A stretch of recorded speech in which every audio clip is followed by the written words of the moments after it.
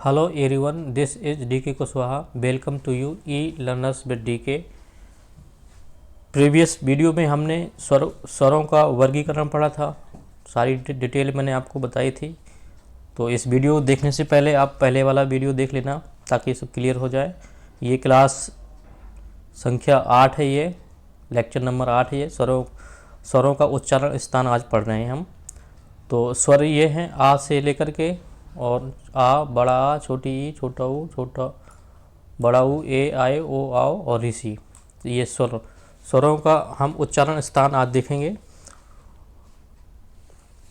तो किसी भी वर्ण के उच्चारण के मुख्य प्रमुख भागों का सहारा लेना पड़ता है। अगर हम कोई वर्ण बोलते हैं तो उसका कुछ सहारा लेना पड़ता है। कहाँ से निकलता है? मुख्य जिस भाग अवयव से वर्ण का उच्चारण किया जाता है वही भाग उस वर्ण का उच्चारण स्थान कहलाता है। दूसरे अगर शब्दों में हम देखते हैं तो मुंह के जिस भाग से वर्णों की ध्वनि का उच्चारण होता है उसे हम उच्चारण स्थान कहते हैं। अगर जो कोई वर्ण हम बोलते हैं तो जिस भाग से ध्वनि उच्चारण होती है उसको हम उच्चारण स्थान कहते हैं।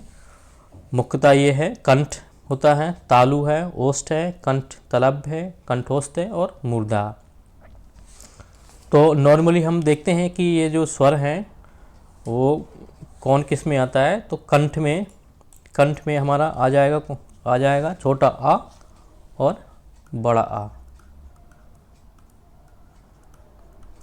यानी हम जब आ बोलते हैं, आप जब आ बोलते हैं तो आपके कंठ से आवाज़ आती है। का बोल के देखिए आप, ये प्रैक्टिकली करके देखना पड़ेगा आपको, क्योंकि याद करने से क्या, लर्न आप एक बार इसको रट लेंगे फिर भूल जाओगे आप। मेरी कोशिश ये रहती है कि मैं जो आपको बताऊं सीधे एक ही बार में हमेशा के लिए वो रहे माइंड में। तो आपको समझ कर ही पढ़ना है। आप आ बोल देखिए, आ बड़ा आ, तो ये कंठ से आवाज़ आती है इसकी। तो छोटा आ और बड़ा आ ये आपके कंठ हो गए, कंठ से निकलेगी आवाज़। छोटी ई और जो आपकी बड़ी ई है, छोटी ई और जो आपकी बड़ी ई है, ये आपका तालु है। तालु कहाँ पर होता है? मसूड़े के जस्ट ऊपर वाला भाग तालु कहलाता है। ये देखिए, ये मैंने लगाया था चित्र, तालु। ये मसूड़ा हो गया आपका, मसूड़े के जस्ट ऊपर वाला भाग ये तालु होता है। तो छोटी ई और बड़ी ई तालु है। इसके बाद छोटा ऊ और बड़ा ऊ देख लेते हैं। छोटा ऊ और बड़ा ऊ, बिना ओंठ के गोल किए आप छोटा ऊ नहीं बोल सकते। आप बोल के देखिए, ऊ बड़ा ऊ, तो वह ओष्ठ है। तो जैसे आप वर्ण को आप बोलेंगे ना, तभी पता चल जाएगा कि ये वर्ण उच्चारण स्थान इसका कहाँ होना चाहिए, कहाँ पर है। ये लर्न करने से याद कर लोगे आप, लेकिन रटने से नहीं, रटना नहीं है, समझ के याद करना हमें। तो छोटा ऊ बोल के देखिए आप, बिना आप गोल किए हुए आप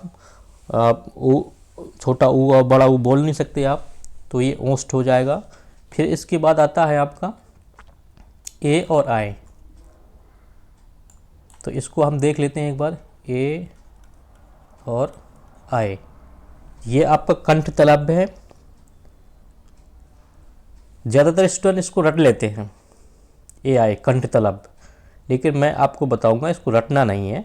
देखिए, ए और आए, ए कैसे बनेगा आपका, मैंने इसकी पिछले वाले वीडियो में पूरा क्लियर किया हुआ है। तो आप हो सकता है आप उस वीडियो को ज़रूर देखिएगा।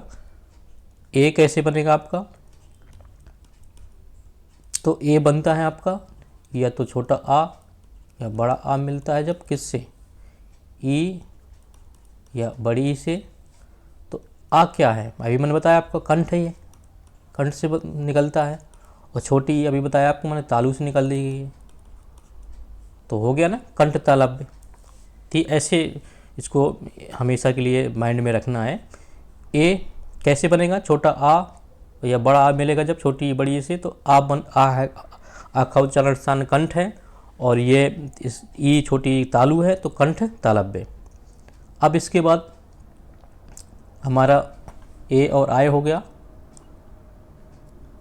ओ और आओ, यहाँ पर देखिए, ओ और आओ ये उसका है। तो ओ और आओ ये आपका है कंठोष्ठ। ये कंठोस्थ है। कैसे कैसे बनेगा ये, एक बार इसको भी देख लेते हैं। तो औ कैसे बनेगा, इधर देखिए, मैं इधर बताता हूँ आपको। ओ कैसे बनता है, जब छोटा आ या बड़ा आ मिलता है छोटा ऊ या बड़ा ऊ से। ये आपका कंठ है, कंठ से उच्चारण होता है इसका। और ऊ, छोटा ऊ और बड़ा ऊ मैंने अभी बताया ओष्ठ, ओष्ठ्य है, दोनों मिलके कंठोस्थ है। तो ओ और आओ कंठोस्थ से बनेगा। और ऋषि जो आपका होता है वो मूर्धा से निकलता है, मूर्धन्य है ये ऋषि वाला। तो आई होप यहाँ तक आपको क्लियर हो गया होगा। मैं आपको स्वरों का उच्चारण स्थान पढ़ा रहा हूँ अभी, व्यंजन। इसके बाद हम जो नेक्स्ट वीडियो आएगा वो व्यंजन का होगा, तो उसमें हम व्यंजन को देखेंगे सारा। हालांकि मैंने देखो यहाँ पर लिख दिया है कि आप लोगों को ये ना लगे कि सर ने तो ये बताया है और व्यंजन वाले नहीं बताए। तो ये देखो कंठ, कंठ में आपका छोटा आ से लेकर के खा ये सब आएगा। विसर्ग भी आती है इसमें, और हा भी आता है, अंग भी आएगा।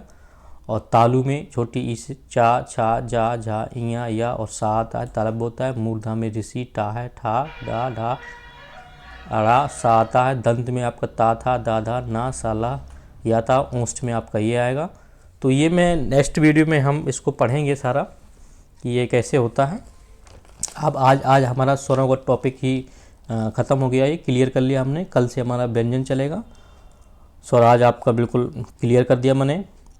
तो आप लोगों से मेरी रिक्वेस्ट रहेगी कि आप मुझे थोड़ा मेरे चैनल को सब्सक्राइब करिए, मेरा हौसला जाहिर करिए। और क्योंकि मुझे आप लोगों की सपोर्ट की नीड है, so please do subscribe, like and share also. और नेक्स्ट वीडियो में हम देखते हैं। Okay, thank you.